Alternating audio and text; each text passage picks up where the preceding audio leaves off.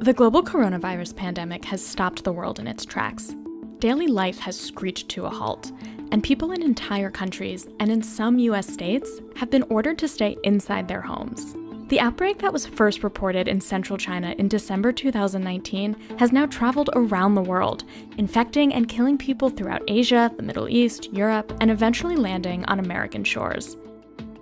The first US case was confirmed in late January 2020 in Washington state, and the virus has since spread to every state in the country, infecting thousands and devastating local businesses along with the national economy. On March 11, 2020, a congressional doctor told Capitol Hill staffers that up to 150 million Americans could contract COVID-19, the disease caused by coronavirus.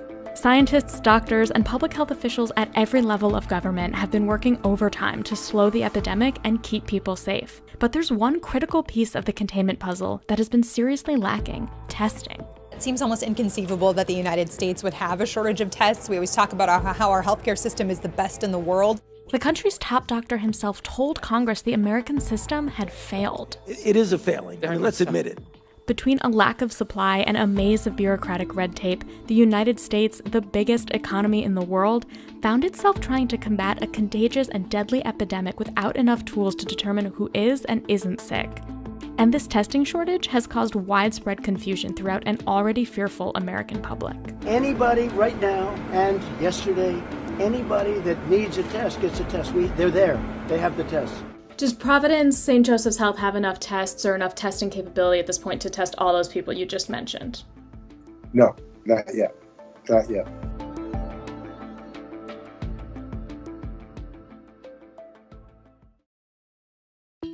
Testing is a critical tool to understand the true scope of the spread of the virus. We cannot stop this pandemic if we don't know who is infected. Robust testing is particularly essential after early cases are confirmed in order to identify and trace potential points of contact and tamp down on the outbreak. So you have an index case. You'd want to know everyone that was around that individual to see how many of them actually got sick, because that tells you an awful lot about what happened. Dr. Hochman runs Providence St. Joseph Health, the hospital system that treated the first positive COVID-19 case in the U.S. in Washington state. And the amount of information that you get from that tells you a lot about how quickly does it spread, how sick do people get, and is it incidental contact? Is there something different about different individuals that seem to spread virus more, they shed virus more readily than others?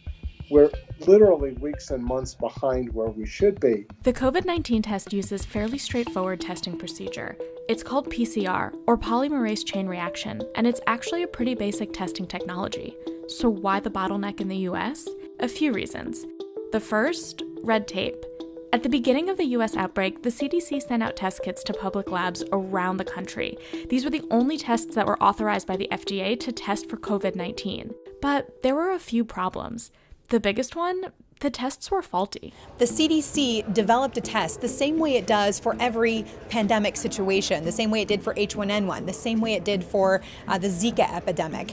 Typically, that system works really well. Something went wrong when the CDC delivered those tests for verification at the public health labs. Some of them were returning inconclusive results. And so the CDC had to scramble and send out new kits or figure out a workaround. They did that, but it led to delays. Another issue? Those tests were only sent to public health labs, leaving many other types of labs, academic labs, clinical labs, commercial labs, without any approved kits and unable to jump in and help meet testing demand. And one of the things was as a clinical lab, we couldn't obtain the CDC test. It was, really squarely for the public health arena. So we couldn't really qualify to be able to receive it. And so that was what it was. And also, for many weeks, the CDC issued extremely strict parameters determining who was eligible to receive one of the few available working tests. These guidelines dictated that a test could only be administered to patients who had a fever, were symptomatic with either a cough or shortness of breath, and had either recently traveled from China or had close contact with a known COVID-19 patient or someone who was currently being tested. One of the frustrating things was you had to be a known contact of someone who had COVID-19, but we weren't testing for COVID-19, so that criteria really did never really tripped the wire there. At the very end of February 2020, two things happened. The first, the FDA granted emergency use authorizations to a lot of other labs, the ones that had been excluded from receiving that original CDC test. So labs like the virology lab at the University of Washington, the one that's located right in the epicenter of the Seattle outbreak, that clinical lab that had been stuck on the sidelines was finally able to authorize its own COVID-19 tests and start testing people. And the second, the CDC relaxed those strict rules about who could and couldn't be tested. But even though those eligibility requirements had been removed, it's still super unclear, even today, who can get a test and who can't. To get tested, it really is a local policy decision. Different medical systems have different policies. The CDC policy, the federal policy now, is that if your doctor wants to test you for it, doctor can test you for it. The confusion surrounding these decentralized testing requirements is compounded by the fact that testing only started ramping up in this big way about 6 weeks after the first confirmed case in the United States.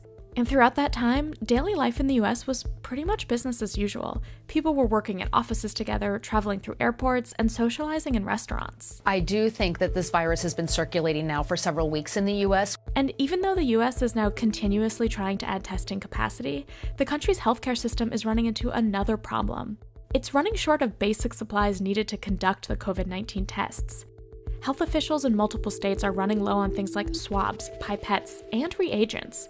Those are the chemical materials mixed with a patient's sample during the testing process. And even though test makers like Roche are supplying hundreds of thousands of tests to labs around the country, the demand is just overwhelming. The entire world is sort of on fire from a demand standpoint, right? Like Italy wants tests, Germany wants tests, UK wants tests, France wants tests, China wants tests, India wants tests, Latin America wants tests. And then there's South Korea. The country made headlines in February 2020 for its swift and aggressive measures to test as many people as possible. The Koreans had bad memories of the MERS outbreak in 2015. That's Middle East Respiratory Syndrome. And they didn't want history to repeat itself. During that epidemic, South Korea reported the largest number of MERS cases outside of the Middle East. They had a mini crisis in 2015 when they had the MERS coronavirus sort of fly in from Saudi Arabia in the Middle East. And it really caused them to invest in preparedness. So when the coronavirus epidemic hit, the Koreans acted quickly. According to a Reuters investigation, the Koreans urged medical company executives to design their own tests just days after the first case was discovered. South Korea then quickly approved these tests, rapidly ramped up capacity to test thousands of people per day, and even set up drive-through testing facilities. I think they understood what this could mean. I think they listened to their scientists, and they got in front of it. They said, we're going to get ready. If it's happening in Wuhan, it's going to happen in Seoul. So they really, from a public health standpoint, did exactly what they should do. In comparison, the United States had those rigid restrictions in place for weeks about which tests were authorized and who could be tested. America's top health officials acknowledged they had fallen behind the testing prowess of other countries like South Korea. The idea of anybody getting it easily, the way people in other countries are doing it, we're not set up for that. Do I think we should be? Yes, but we're not. The U.S. has since set up those drive-through testing sites in several states, but they resemble the confusing patchwork of rules and regulations of the entire American testing effort. Depending on the state or municipality in which the drive-through is located, the requirements for testing are different. Some require a doctor's note to receive a test, and others do not. Almost all have extremely long lines of people waiting in their cars. The drive-through stuff it makes for good TV, but it's not going to get us there. So what we're trying to say is that the usual places where people get their care are probably better places for people to be tested and be able to get the information that they need. On March 16, 2020, the WHO said that it had one message for every country on Earth. Test, test, test. But the US is still playing catch-up after falling so far behind. And in the meantime, people who are worried that they are sick still can't get tested. Daniel Goldman, a former federal prosecutor and MSNBC legal analyst, has one of those stories. On March 11th, he started tweeting that he was experiencing COVID-19 symptoms, but he couldn't find a healthcare professional in New York City who could give him a test. I got tested for the flu, which has very similar symptoms, and was negative. I got a full viral panel to see if it was anything else. That was negative. And once that came back, I was told by the New York Presbyterian Hospital that I had to go home and self-quarantine because my symptoms were not bad enough to be admitted into the hospital. And unless you're admitted, you don't get a test. I finally just wouldn't take no for an answer, and I drove at 5 a.m. to Connecticut to get a test that came back positive. And his isn't the only example. Op-eds are popping up detailing the trying experience of attempting to get a COVID-19 test in some major US cities. These testimonials illustrate the fact that there are simply not enough tests to meet the demands of the scared American public. The highest priority are those patients that have been admitted to the hospital, that are sick enough to be admitted to the hospital, that have presumed COVID-19. Then you step back from that to people who are sick, who don't need to be admitted to the hospital, but let's say 101 temperature, they've got a cough. Then the step down from there are the folks that have been exposed. Does Providence St. Joseph's Health have enough tests or enough testing capability at this point to test all those people you just mentioned? No, not yet. Not yet. What's important now is that testing in the US is ramping up. Public health labs in all 50 states currently have testing capacity. An increasing number of commercial and academic labs are testing now as well. LabCorp says it has the ability to perform 20,000 COVID-19 tests per day. Fellow lab giant Quest Diagnostics has increased capacity as well. Right now, we're actually doing 25,000 per day. Thermo Fisher, one of the test makers that received one of those emergency use authorizations from the FDA, has started to ship some of the 1.5 million tests it's already produced to 200 labs across the country. The testing procedure may also evolve, potentially eliminating the need to go to an overwhelmed emergency room to request a test. Abbott Laboratories submitted to the FDA today a request for approval of a point-of-care test. This would be the kind of test where you could go to your doctor. You could get the test done there at your doctor and have the results in no more than 15 minutes. And the federal government may be using the Defense Production Act, a law from the 1950s, to acquire thousands more tests. On March 24th, the head of FEMA said that the White House plans to use its powers as designated in that law to procure 60,000 more test kits. But one critical question remains. Will the US be able to ramp up testing and thwart the spread of the virus before too many people get sick and the country's healthcare system can't treat everybody? Put simply, do we have enough time? Well, let me refactor your question because you're focused on testing in terms of what's going to change the curve. The testing itself is helpful, but it's really the behavior changes.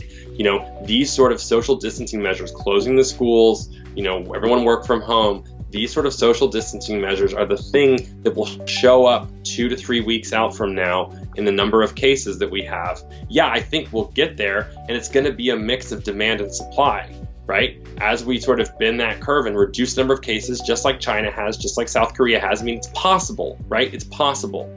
The time period that we missed, those 3 weeks from that initial Sentinel case, I got to get over it. I think most of us are getting over how much valuable information we lost. We hope that we fall somewhere between Korea and Italy. That we hope we've done enough things early enough to avoid what we're seeing in Italy.